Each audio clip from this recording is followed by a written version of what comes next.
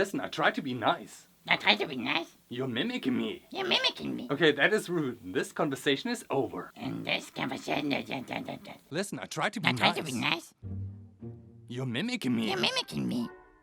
Okay, that is rude. This conversation is over. You met Raymond, right?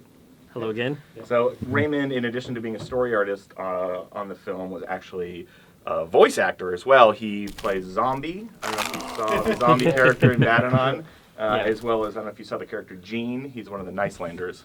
He's a little guy that yells at Ralph. I don't know if you saw that part. Yeah, we go through a process what we call scratch dialogue, where we record temporary voices just like to sort of put up against the storyboards to sort of see how the movie could play, you know, and then we can obviously make changes and rewrite and re-storyboard and re-record. And then as the movie sort of starts to come together, and we say, well, this scene's really playing good. The storyboards seem good, and the dialogue sounds good. So now let's bring in, you know, because the script has changed many times. So now let's bring in John C. Reilly and Sarah Silverman. Because they're actors, they can figure out like a deeper understanding of the character. You know, it's like every actor that was here took it real seriously, and they really wanted to understand the characters and you know, get in touch with who they are, so they could bring more emotion to it than you even thought was there to begin with. Like, how many hours do you think you recorded? Didn't you say you figured it out? Well, we estimated that we recorded 100,000 lines of dialogue. So Raymond was one of our scratch actors, so he had done the voice of Zombie and Gene. But sometimes you find that it works so perfectly that everyone laughs, you know, and when stuff's working so great, you don't want to change it because it's just working perfectly. So so Raymond stayed in the movie as those two characters. Zombie, bad guy. Hi, Zombie. Hi, Zombie. Jen keeps saying labels not make you happy. Good, bad. You must love you. I don't want to be the bad guy anymore.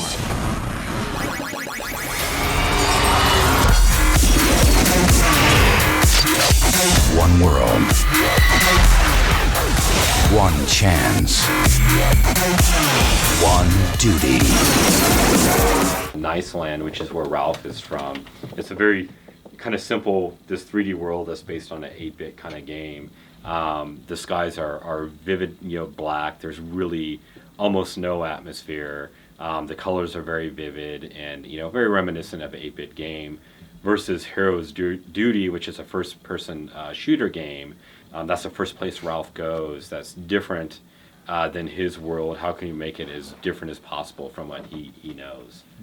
Is the 8-bit world restricted in like the amounts of color there is? Because I remember from like C64 age we had like, I don't know, 16 colors? Or It's a fairly limited color palette, but the colors are very, very vivid.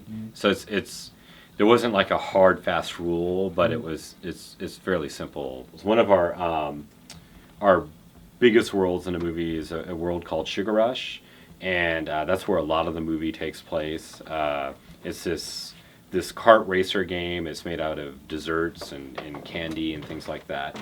And so what we do a lot of in this studio is we do a lot of research and really try to make things as believable and plausible and as we can. So what we did is we started out going to a candy fair in Cologne, Germany here, and it's one of the biggest candy fairs. It's an international candy fair. It's actually takes up several of the buildings there, and it's split up into different countries. So as you walk to country, you can see the different textures and types of candy and colors as you go through the candy fair.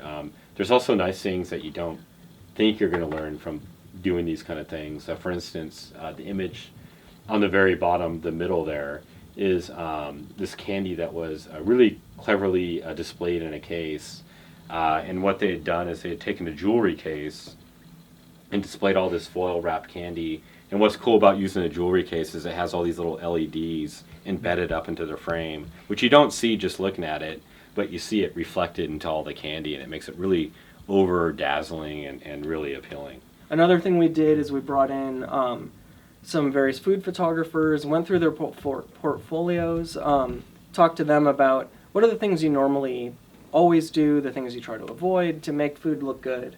Because we really wanted this world where half the movie takes place to look delicious and appealing, and all the time that people watching the film want to reach out and eat all the things in that environment.